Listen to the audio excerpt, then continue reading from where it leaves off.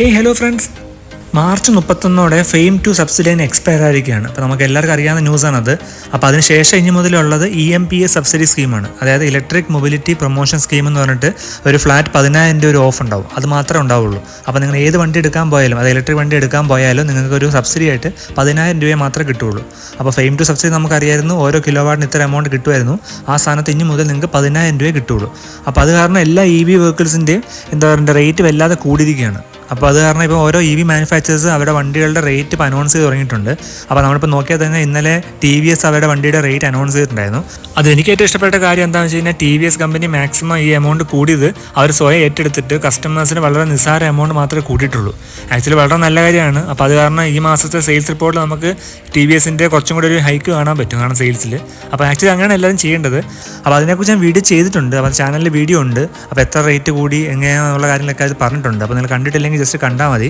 അപ്പോൾ എല്ലാ EV മാനുഫാക്ചേഴ്സും അങ്ങനെ സ്വയം അബ്സോർബ് ചെയ്തിട്ട്, അതായത് റേറ്റ് അവർ സ്വയം അബ്സോർബ് ചെയ്തിട്ട് കുറച്ച് എമൗണ്ട് മാത്രമേ കസ്റ്റമേഴ്സിന് കൊടുക്കുകയുള്ളൂ. അപ്പോൾ അങ്ങനെ വണ്ടിയുടെ റേറ്റ് കുറച്ച് കുറഞ്ഞ് നിൽക്കുന്ന നമ്മളെല്ലാം പ്രതീക്ഷിച്ചു. പക്ഷേ ആക്ച്വലി അങ്ങനെയല്ല വന്നിട്ടുള്ളത്. അപ്പോൾ ഇന്നത്തെ വീഡിയോ വന്നിട്ട് അതിനെക്കുറിച്ചാണ്. അപ്പോൾ ബജാജ് ചേതക് EV അവരുടെ പ്രൈസസ് റിവീൽ ചെയ്തിട്ടുണ്ട്. ഹലോ ഫ്രണ്ട്സ്, എല്ലാവർക്കും ജെയിൻ വ്ലോഗ്സിൻ്റെ പുതിയൊരു എപ്പിസോഡിലേക്ക് സ്വാഗതം.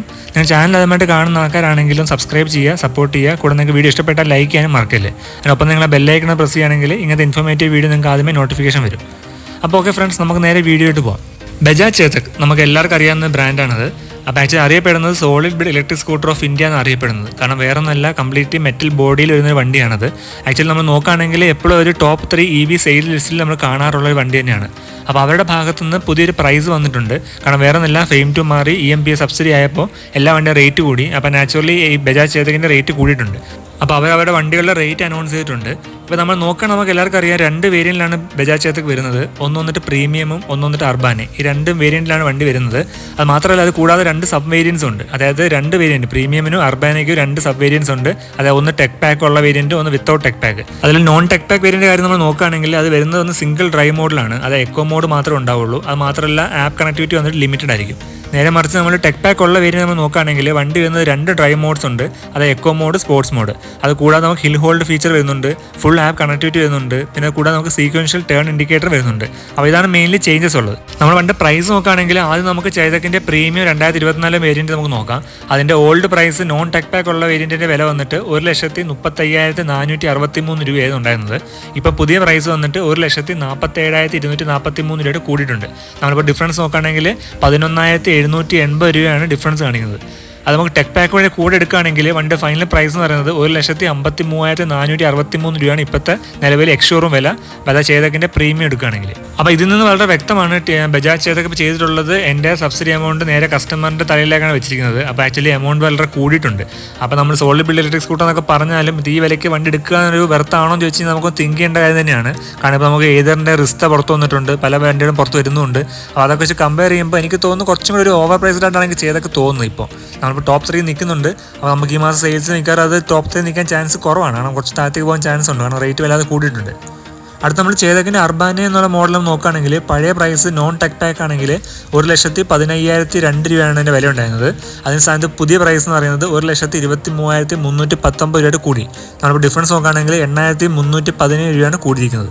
അതേസമയം നമ്മൾ ടെക് പാക്ക് ഉള്ള വണ്ടി നമ്മൾ നോക്കുകയാണെങ്കിൽ പുതിയ റേറ്റ് എന്ന് പറയുന്നത് 1,32,100 രൂപയാണ് കാണിക്കുന്നത്. അപ്പോൾ ഇവിടെ കമ്പനി ചെയ്തിരിക്കുന്നത് അർബാനെ എന്നുള്ള മോഡലിന് വന്നിട്ട് കമ്പനി കുറച്ച് എമൗണ്ട് സ്വയം അവർ അബ്സോർബ് ചെയ്തിട്ട് ബാക്കിയാണ് കസ്റ്റമറിൻ്റെ തലയിലേക്ക് വെച്ചിട്ടുള്ളൂ. അതേസമയം നമ്മളിപ്പം ചേതകിൻ്റെ പ്രീമിയം നോക്കുകയാണെങ്കിൽ കംപ്ലീറ്റ്ലി എൻ്റെ എമൗണ്ട് 10,000 11,780 എമൗണ്ടും കസ്റ്റമറിൻ്റെ ഹെഡിലാണ് വരുന്നത്.